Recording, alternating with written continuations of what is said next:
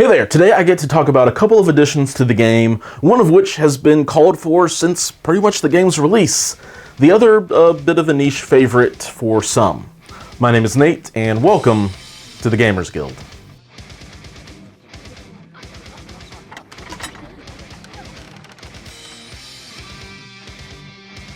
We are finally getting M'Baku, and I am just pumped.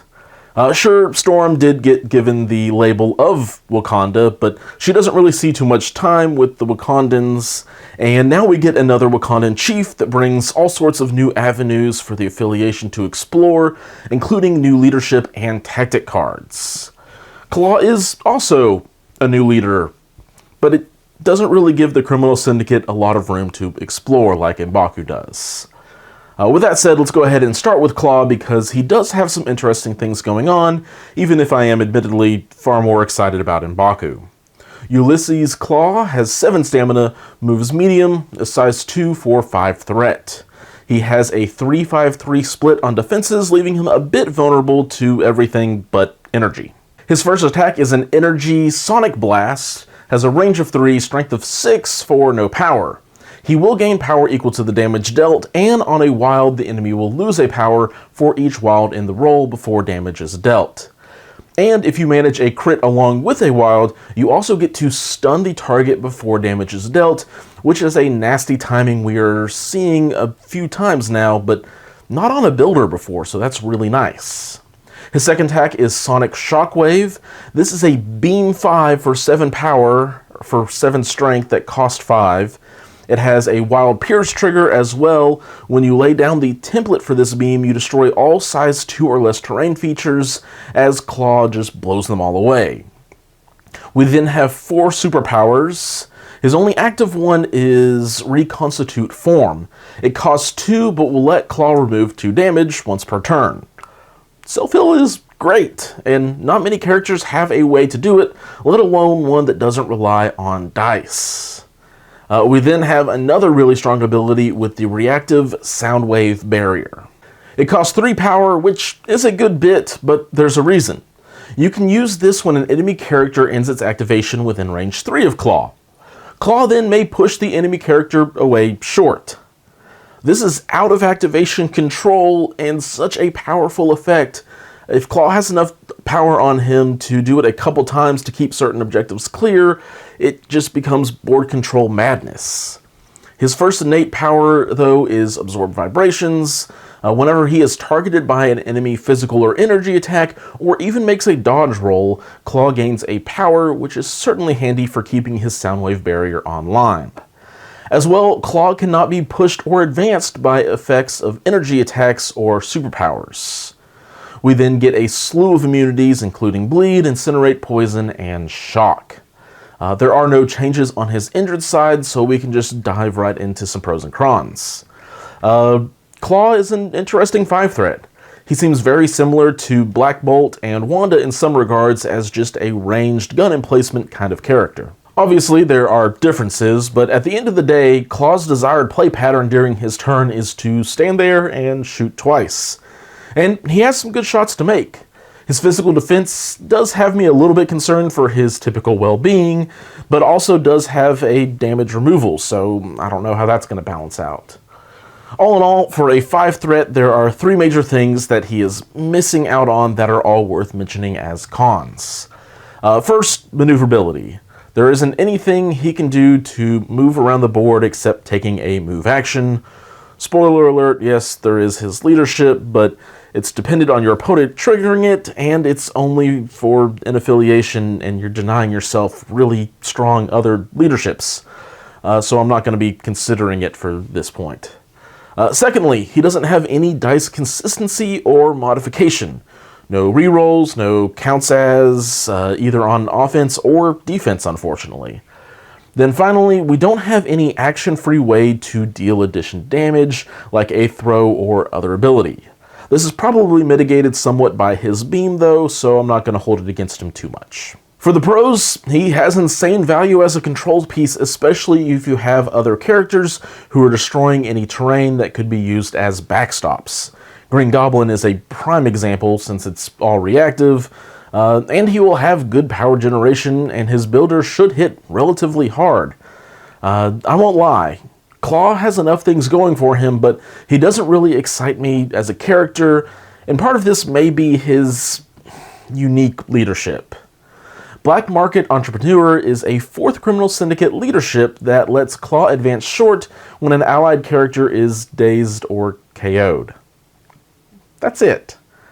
I want to start by saying that I like AMG gave him this ability because it can open up some cool options for Klaw fans, and I'm sure that there will be even some fun narrative stuff where this becomes more relevant.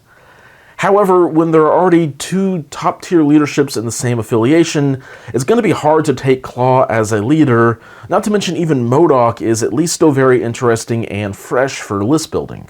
Klaw's leadership doesn't really enable that because it's just for himself.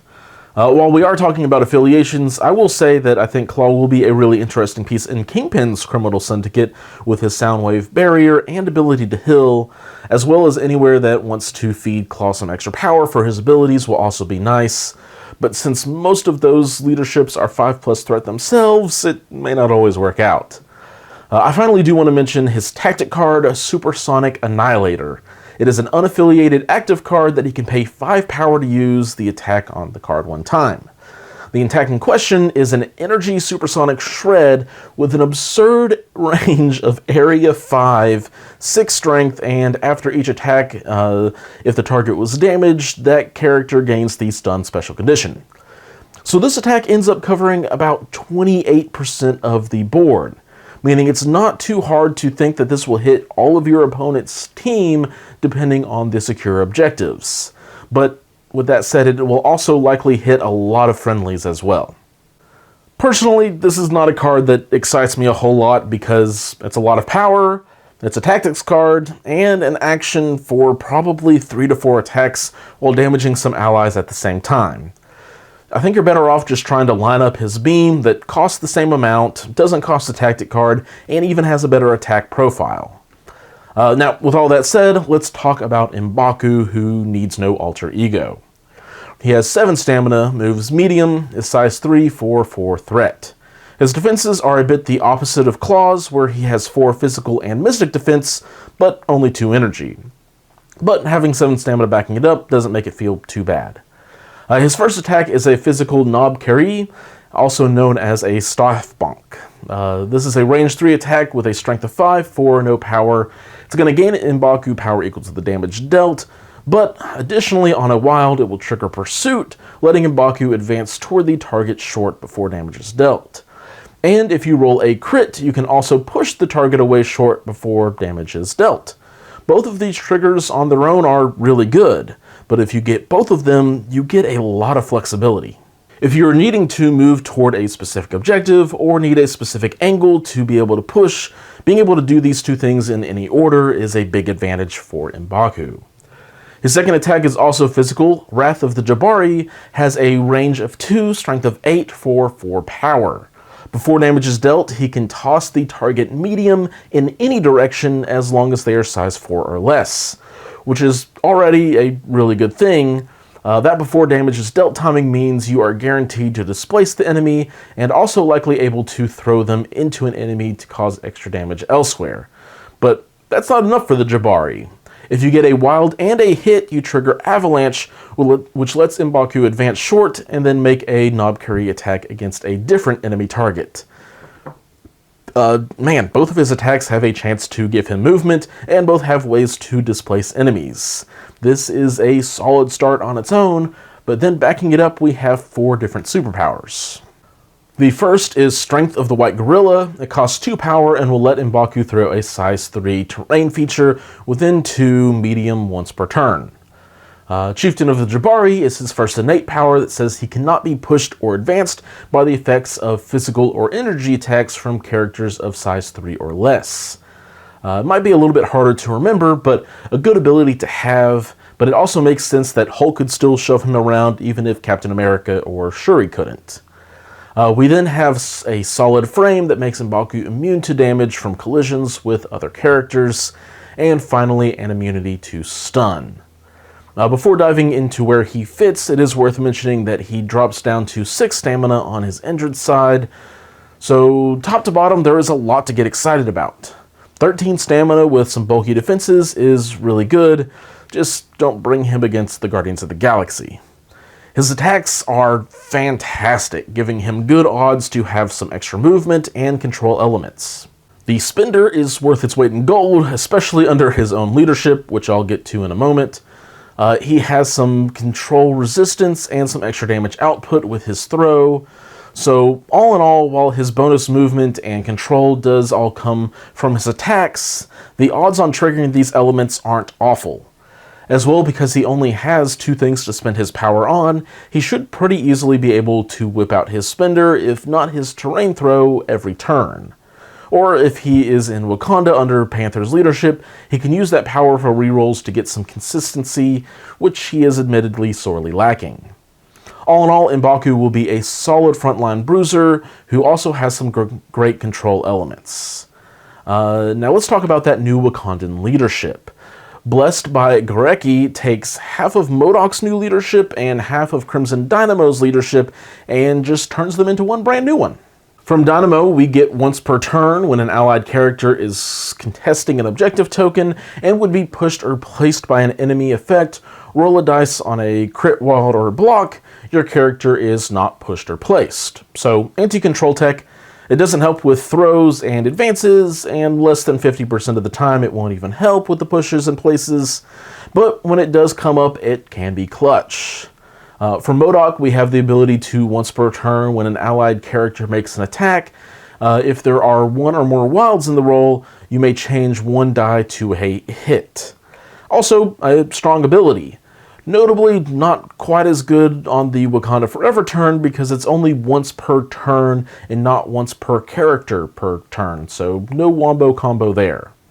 As a whole, it's a neat leadership that no one is going to dislike having access to, but unless Panther is on the sidelines, I don't know if I'm going to take this over his rerolls.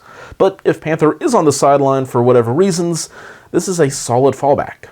If you want to focus on a build around this leadership kind of thing, Killmonger is your main man because his Wild Pierce becomes a pseudo 3 success wild, and then Bucky becomes a really nice affiliated 3 as you up the odds on the rapid fire trigger quite a bit.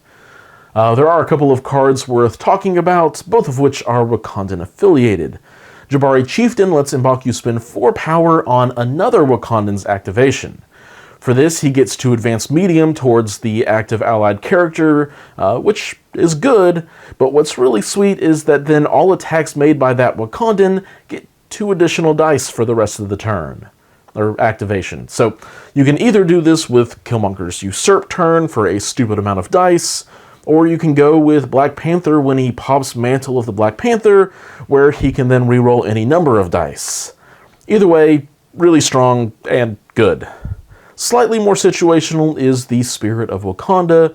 It's also active and has to be played by a Wakandan. That Wakandan spends 2 power, and then one of 3 things happens to all other allied characters within range 2.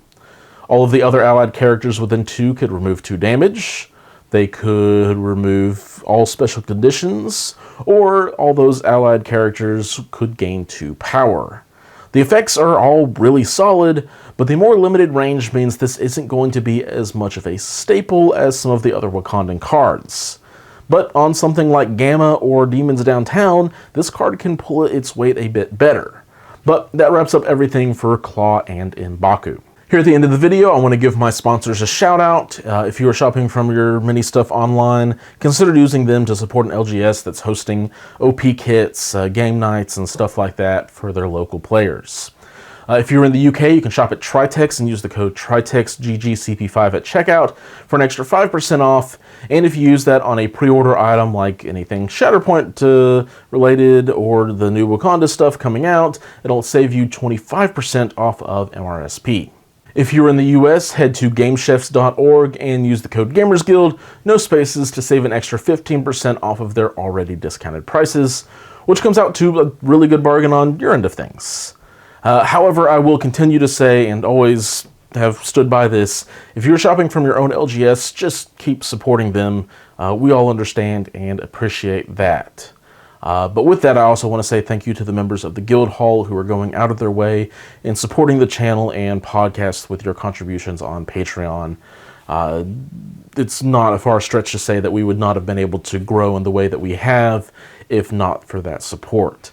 If you want to support the Guild Hall and join us on Discord, where we have random conversations like, is cheese pizza alone good enough? You can find the Discord link down in the description, as well as a link to the Patreon page if you want to continue to support us. So, thank you all for watching, and until next time, keep on gaming.